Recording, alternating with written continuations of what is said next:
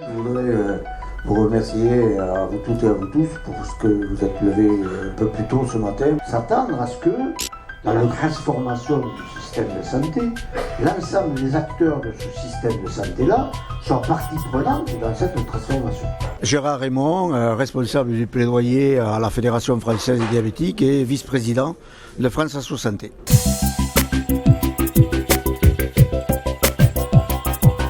On ne peut pas dire que France Asso Santé a été associée à l'élaboration, mais France Asso Santé, de par sa constitution, se doit d'apporter des amendements et des propositions de loi. On l'a fait pour les députés, on l'a fait aussi évidemment pour les sénateurs, et on n'a pas été très surpris de voir quand même que la Commission des affaires sociales du Sénat n'a pas retenu nos propositions qui portaient essentiellement effectivement sur la participation des associations de patients à la construction de notre système de santé.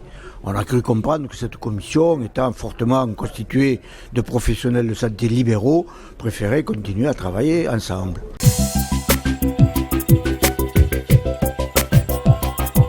Nous avons plusieurs chantiers. Il faut savoir que France Asso Santé est une toute jeune association structure qui a 2 ans. Donc pendant 2 ans, nous avons construit la maison. Aujourd'hui, nous avons un projet stratégique avec 7 axes prioritaires. Nous devons nous adapter effectivement à l'évolution de notre système de santé et tout court de notre société. Donc les gros chantiers qui sont devant nous aujourd'hui, c'est effectivement la restructuration de l'organisation des soins de premier recours avec la liaison ville-hôpital, et cela nous paraît extrêmement important compte tenu y compris aussi de l'actualité. Le deuxième chantier, c'est le numérique.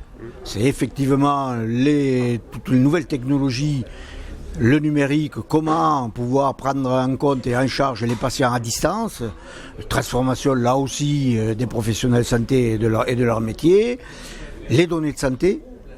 Là aussi, nous avons notre rôle à jouer dans le cadre du pilotage.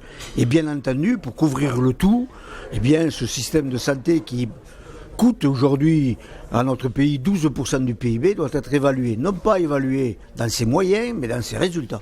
Et donc nous considérons que les patients et les usagers de la santé doivent être des co-constructeurs à l'évaluation de ce système de santé.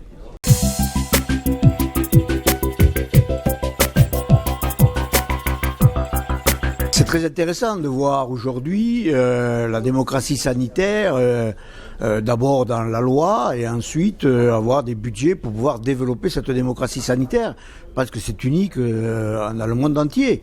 Donc de ce côté-là, effectivement, nous sommes certainement des pionniers.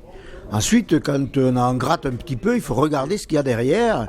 Et je crois que le cahier des charges, la transparence dans ces projets et dans les structures qui postulent à ces projets-là, il y a une nécessité de faire aussi participer France Asso Santé là-dedans, parce qu'on voit arriver certaines structures dont le modèle économique n'est peut-être pas aussi transparent que ce qu'on le voudrait.